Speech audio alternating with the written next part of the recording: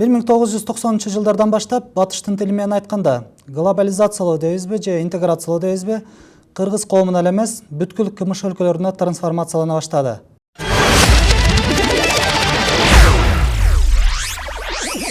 Демократия деген коомдо Батыш аке, бул терс көрүнүштөрүң биздин маданиятка туура келбейт деп жакшысын алган элгеги болбойт тура.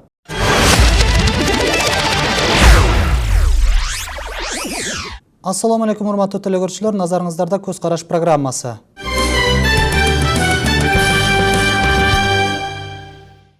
Бүгүн биз сиздер менен көз караш программасы аркылуу Батыштан келген Ыйык Валентин күнү аттуу майрам жөнүндө сөз кылмакчыбыз.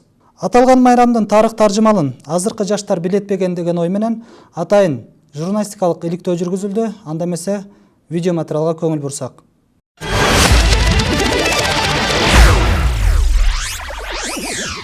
Биз азыр эми мугалим болгондуктан окуучуларга өзүбүз мугалимди майрамдасак деле окуучуларга жол көрсөтүп, ошо майрамдаганга шарт түзүп беребиз. Эми өзүбүз чоңоюп калганбыз, майрамдаганбыз жаш кезибизде, бирок азыркы кезде ал жаштан өтүп калдык. Азыркы кезде 14 февралды окуучулар жакшы майрамдашат. Себеби бул Ыйык Валентин күнү, Ден Валентин. Ооба, махабаттын күнү. Окуучулар негизинен бул жогорку класстын окуучулары бирине бири ачык эме кылып айта албастан бир залгабы бир жерге кичинекей кутуча жасап туруп, ошонун ичине валентинкаларды ташашат.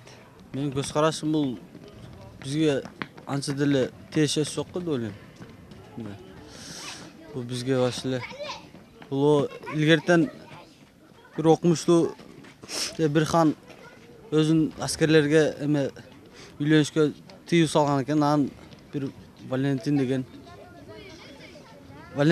бир динчи адам болгон экен. Ал ошол аскерлерди жашыруун үйлөнтө баштаган экен да. Анан кийин ошол жашыруунту үйлөнтү баштап, анан кийин ошол Валентинди өлтүрүп салыптыр да. Өлтүрүп салгандан кийин көп жылдар өткөндөн кийин жанагы Валентинди эскерип ошол 14 февраль Валентин деп атап калышкан экен. Бизге өтө тиешеси жок деп ойлойм. Мен Бостомбек Бабаев, Ленин атынан орто мектебинин 9 классынын окуучусумун. 14 февраль бул бүткүл дүйнөдө ыйык сүйүү күнү деп эсептелет. Бул сүйүү күнүндө биринин бири сүйүшкөндөр бирине бири аябагандай жакшы белектерди татуулашат. Бул сүйүү жөнүндө биздин көптөгөн ойчулдар да өзүнүн ырларыны, сөздөрүнү айтуу менен калтырган.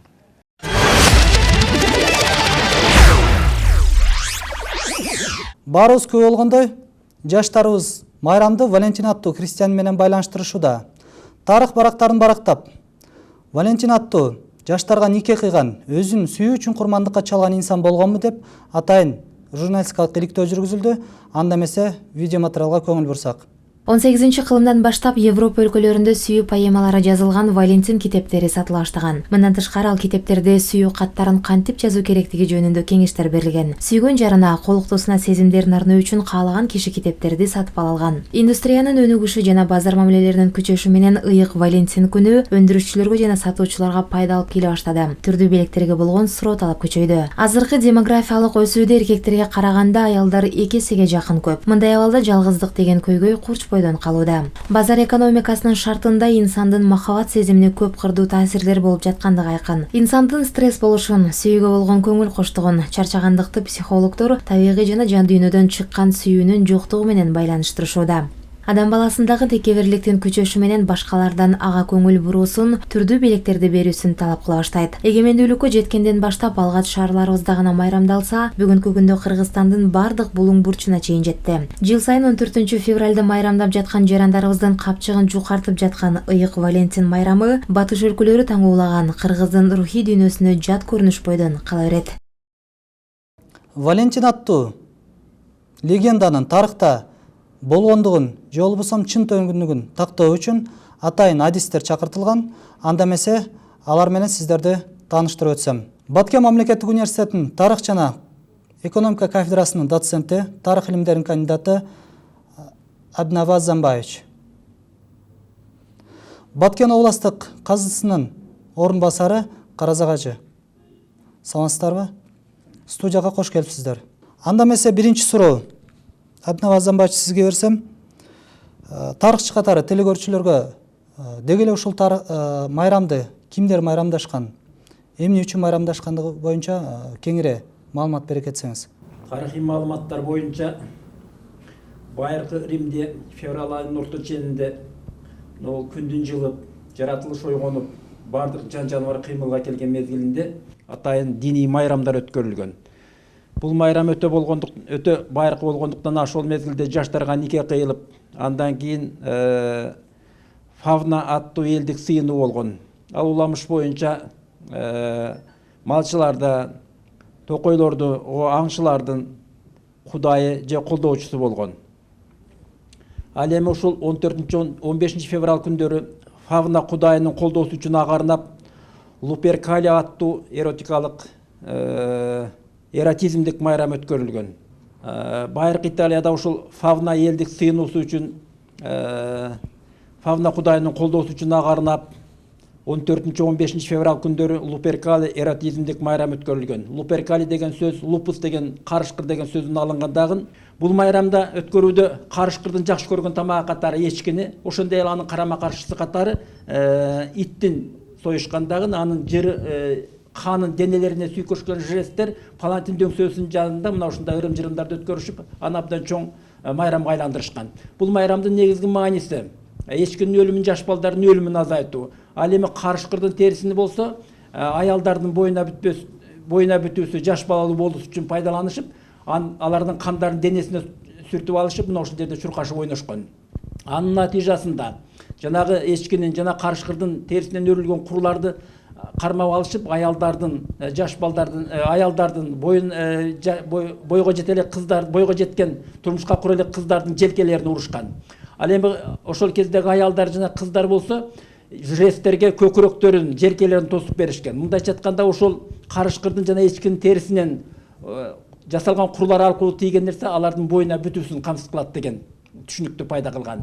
Кийинчерээк ошол 14-15 февраль күндөрү булардын майрамы улантылып, мындайча айтканда ар түрдүү жаш курактагы адамдардын ортосунда жыныстык катнашуу жасоо үчүн атайын майрамдын кече улантылган. Кийинчерээк бул христиан дини аркылуу өтө мындай терс көрүнүштөрдү пайда кылгандыктан бул ырымды токтотууга аракет кылган. Христиан дини токтотуш максатында анан кийин ушул Валентин деген эмени ойлоп табышкан. Валентин болсо, бул өзү христиан дининде абдан сүйүүгө жана өзүнүн эмесине берилгендиги үчүн ал император тарабынан өлүмгө дуушар болгон. Мына ушуну эстен чыгаруу багытында бул ырым-жырымдын четке каккандыгын христиандар дагы четке каккан. Эми мунун экинчи мааниси болгон. Бул сүйүү күнүндө атайын мына ушул сүйүшкөндөр бири-бирине белек катары бериш үчүн бул азыркы рынок экономикасынын шартында ошол эле мезгилде пайда болгондагы муну жекешкелер ойлоп тапкан. Ар кандай белектерди, ар кандай тартууларды тартуулап, алар аркылуу өздөрүнүн казынасын байытууга аракет кылган. Эми чындыгында бул тарыхта бир топ жөрөлгөлөргө пайда болгондугуна карабастан, бул христиан дининде дагы, ислам дининде дагы бул бир топ алымдар тарабынан, ошондой эле диний чөйрө тарабынан, коомчулук тарабынан азыркы учурда четке кагылып келүүдө. Рахмат. Караз агачы, кийинки суроо сизге. Деги эле шариятта майрамдоо маселесине кандай каралат? Бисмиллахир-рахманир-рахим. Алхамдулиллахи роббил аламин. Ассалату вассаламу аля расулина Мухаммад ва аля алихи ва асхабихи ажмаин. Урматтуу телекөрүүчүлөр, мен биринчиден жалпы баарыңыздарга Аллахтын мээрими жана тынчтыгы болсун деп Аллахтын саламы менен саламдашып кетемин.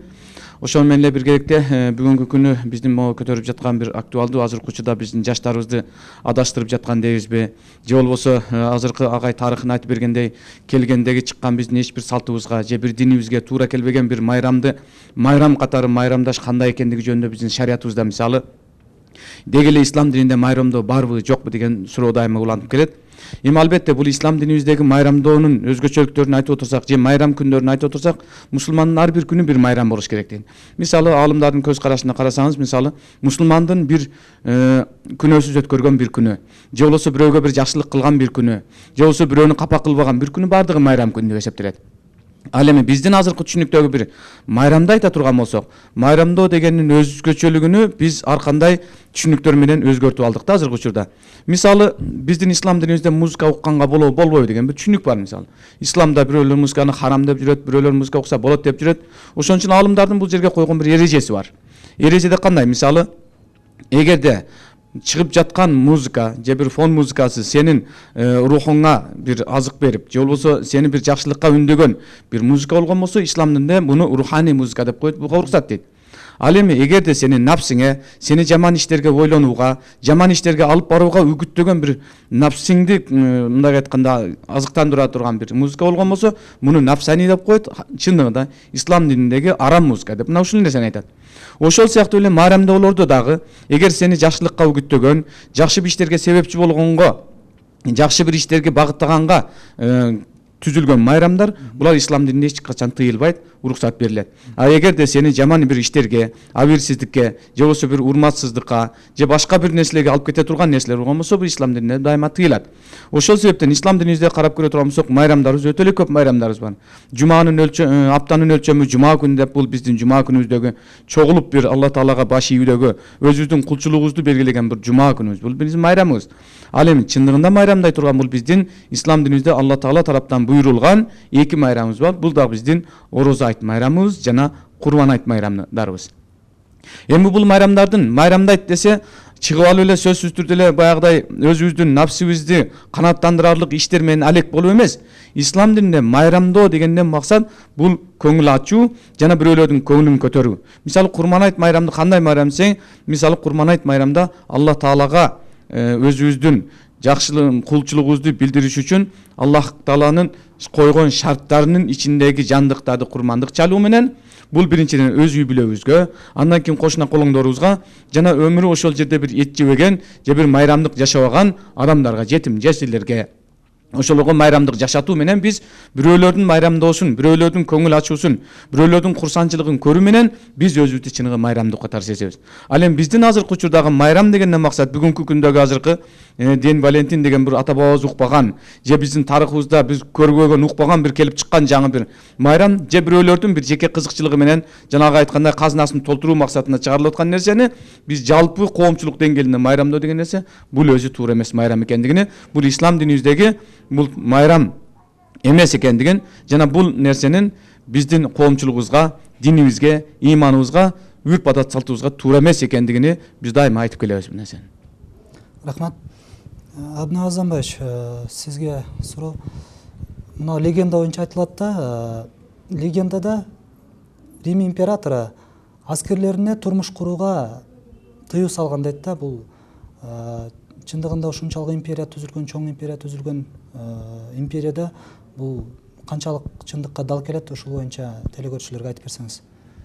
Албетте, Рим империясы тарыхта байыркы доолордогу эң күчтүү, ошондой эле дүйнөлүк маданиятты, дүйнөлүк архитектураны, дүйнөлүк мамлекеттик түзүлүштү камтыган абдан чоң ири мамлекет катары тарыхта таанымал калган.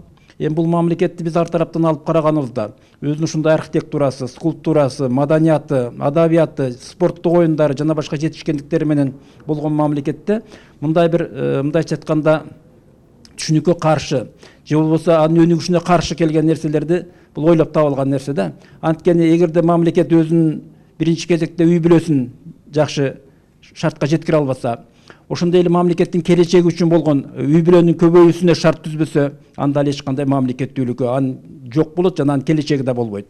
Ошон үчүн мындай жөрөлгөлөр ал кийинчерээк ойлоп табылган жана аларга карама каршы турган гана нерселер болуп эсептелет дагы.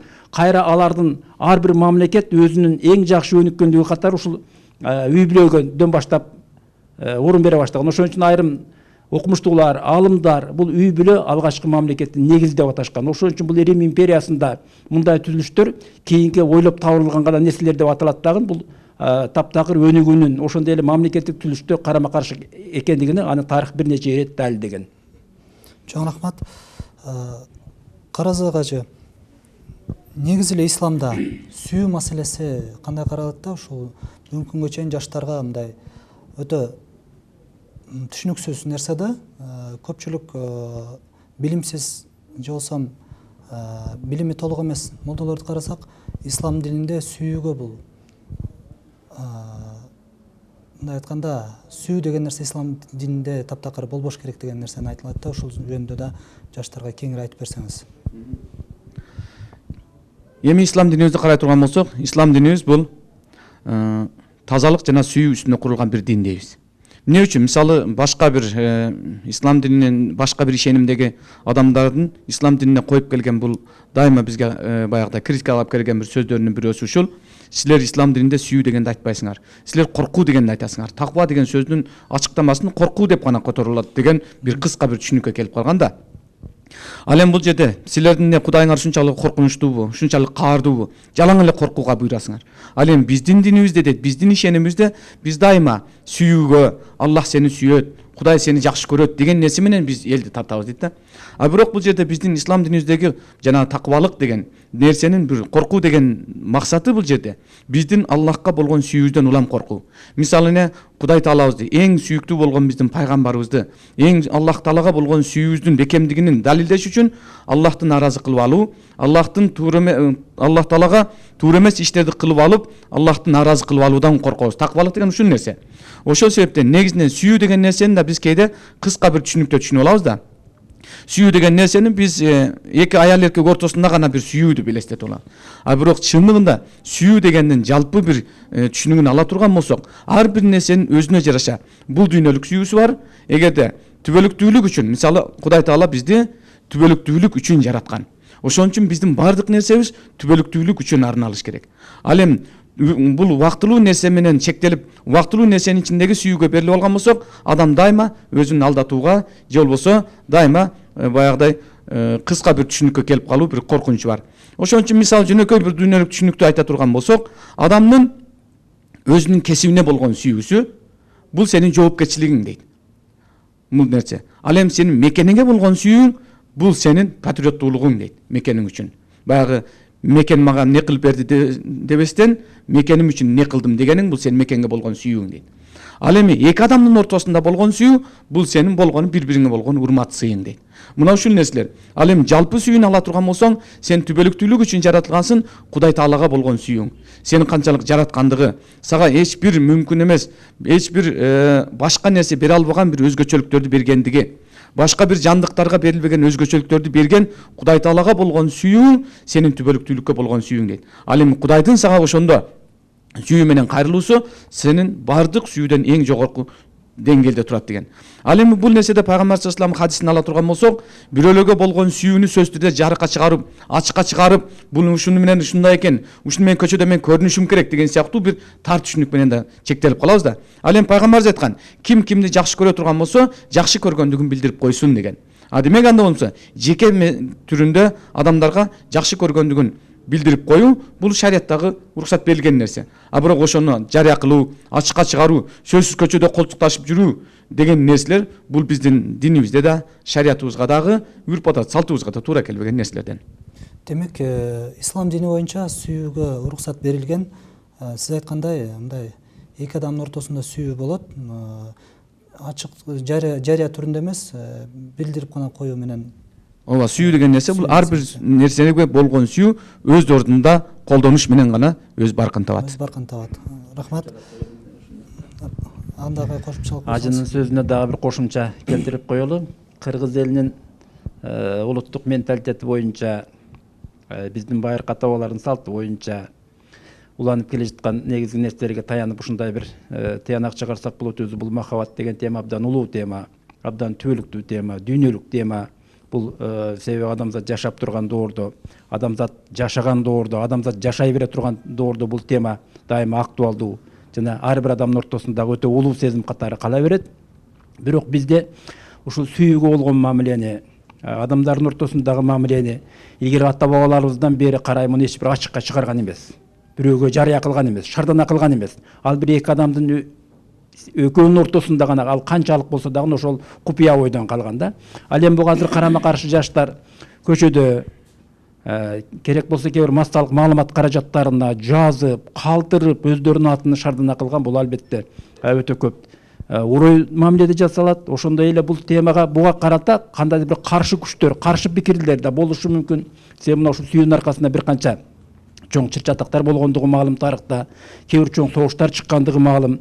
Ошон үчүн бул эки адамдын ортосунда калып гана, ошол экөөнүн ортосунда гана болсо, бул биздин динибизге дагы, салтыбызга дагы, ошондой эле өзүбүздүн жеке урматыбызга дагы, жеке коопсуздугу дагы жакшы болор эле деген ойду айтмакчымын. Эми биздин жаштар мына ушул багытта мына ушул салттарды эске алса, бул биздин элибиздин келечеги үчүн дагы ар бир адамдын жеке кызыкчылыгын абдан жакшы болсо келеги деген ойду билдирмекчимин.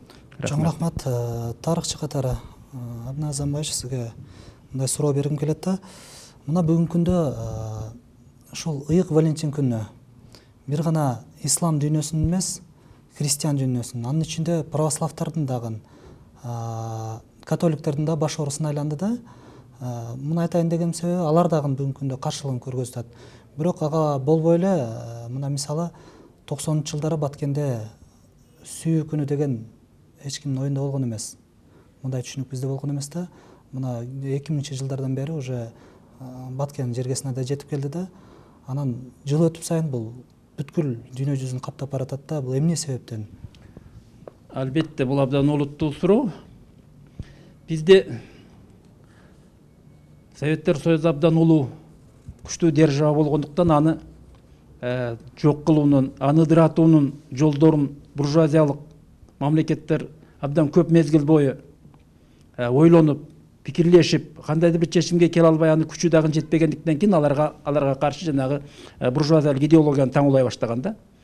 Аларды буржуазиялык идеологиянын эң негизги максаты жаштарды, мына ушул келечек муундарды ичинен ыдыратуу, мындайча айтканда алардын аң сезимине таасир этүү аркылуу мына ушул көптөгөн бизге мына ушундай сойкулук боюнча, ичимдик боюнча, анан жана маңзаттарды колдонуу боюнча, жанагы шаан шөкөт, ушул сыяктуу идеологияны, андан кийин бири-бири өлтүрүү, уруп согуу, мындай жок кылуу боюнча кинолорду тарата баштаган. Ошолор компьютер аркылуу ушундай эмелер жөнөтүп, биздин жаштардын аң сезимиге ошол маселени абдан сиңире баштаган да.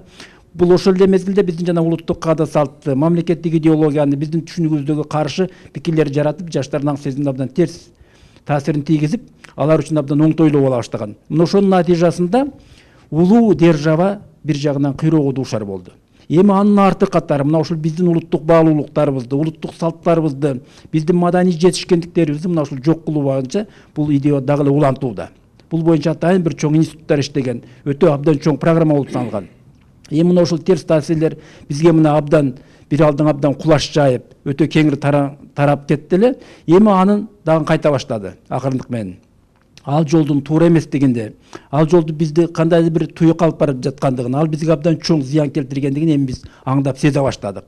Ошон үчүн азыркы менин жаштарга жана бир жалпы ата энелерге, жалпы коомчулукка кайрыларым, биз мына ушул туура эмес көз караштардан, мына ушул туура эмес диний ырым-жырымдардан, эми диний деп койдук, бирок мына ушундай бир кайтып өзүбүздүн улуттук каада салтыбызга, улуттук баалуулуктарыбызга, улуттук маданиятыбызга, өзүбүздүн байыркы тарыхыбызда кайтсак, ошондо биздин улутубуз дагы, келечегибиз дагы, биздин жанагы айрым баалуулуктар дагы сакталып калат эле. Албетте мунун бардыгын терс экендигини мына ушундай көрүнүштөрдүн биз эми аңдап, сезип түшүнө баштадык. Мына ушуга биз абдан олуттуу маани жасашыбыз керек. Чоң рахмат. Караз агач, сизге суроо. Мына КМШ өлкөлөрүнүн арасынан, мусулман өлкөлөрүнүн ичинен бир да өлкө Ыйык Валентин күнүнө мыйзамдуу түрдө тыюу салынган эмес да. Деги эле дүйнө жүзүндө өлкөлөр барбы ушул майрамга мыйзамдуу түрдө тыюу салынган?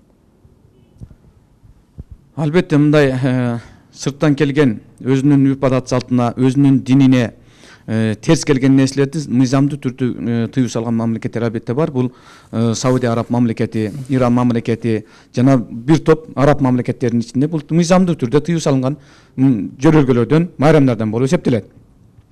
Ошол себептен бул азыркы учурда бул нерсе бизде дагы, эгерде биздин үрп адат салтыбызга ата бабабыздан келаткан эң таза, мисалы ата бабаларыбыздын акылмандуулугу, даанышмандуулугунун бир белгиси ушул, бизге бардык нерсенин эң тазасын жана эң туурасын калтыргандыгынын бир белгиси. Мисалы жанагы айтып кеткендей эле, бирөөгө болгон жакшы көрүүңдү сен ачыкка чыгарып жарыя кылуунун дагы бир туура эмес экендигин ата бабаларыбыздын калтырган биздин макал лакаптарыбыздын ичинде болсун, Бул биздин макал лакаптарыбызды карасаңыз, бардыгы Курандан, хадистен сыгылып алынган бир чыккан бир сөздөр сыяктуу көрүнөт да. Мисалы, баягы бирөөсүн бирөөгө жакшы көрөм деген сыяктуу өздөрүнүн аттарын ал жерге чегип жазуу аркандай нерселерди. Бул ата бабабыз бир эле макал менен айтып койгон, жамандын атын жардан оку деген. Демек өзүңдүн атыңды жарыя кылып бир жерлерге жазыш, бул өзү туура эмес экендигин ата бабабыз көрсөтүп койгон. Ошол эле сыяктуу карасаңыз, шариатта да бул нерсеге уруксат берилген эмес. Ошондуктан мындай бир майрамдарды, мындай бир сырттан келген нерселерди адам биз мусулман катары, мисалы кыргыз катары өзүбүздүн үрп адат салтыбыз менен элеп туруп, жакшысын алып, жаманын таштай турган болсок, себеби ислам динибизде пайгамбар саллаллаху алейхи ва саллям хадисинде айтат: "Худма сафа дама кадар". Жакшысын, тазасын ал эми жаман зыяндуурусын ташта деген.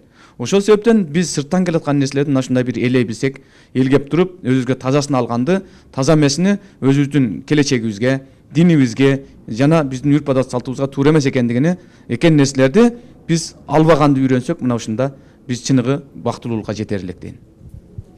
Ошол тактай кетсек да, кайсы өлкөлөрдө тыюу салынган жана сиз билген өлкөлөр Бул азыр мен билгенден Сауди Араб мамлекетинде жана Египетте жана Иран мамлекетинде бул мыйзамдуу түрдө тыюу салынган. Балким да мен билбеген да көптөгөн мамлекеттер болушу мүмкүн. Урматтуу Абдинаб Азанбаевич, Каразагачы, сиздерге чоң рахмат. Биздин жаштарга ушул кеп кеңешиңиздерди айтып, деги эле бул кандай маданияттан келген, биздин кулк мүнөзгө каршы келбейби деген ойду билдирип, жаштарды жакшы жакка үндөп атасыздар. Сиздерге чоң рахмат. Урматтуу телекөрүүчүлөр, ушуну менен Көз караш программасы соңуна келип жетти. Бүгүн бизде конокто Баткен мамлекеттик университетинин тарых жана экономика кафедрасынын доценти, тарых илимдеринин кандидаты Абдинаб Азанбаевич жана Баткен областык казысынын орун басары Каразак ажы болду.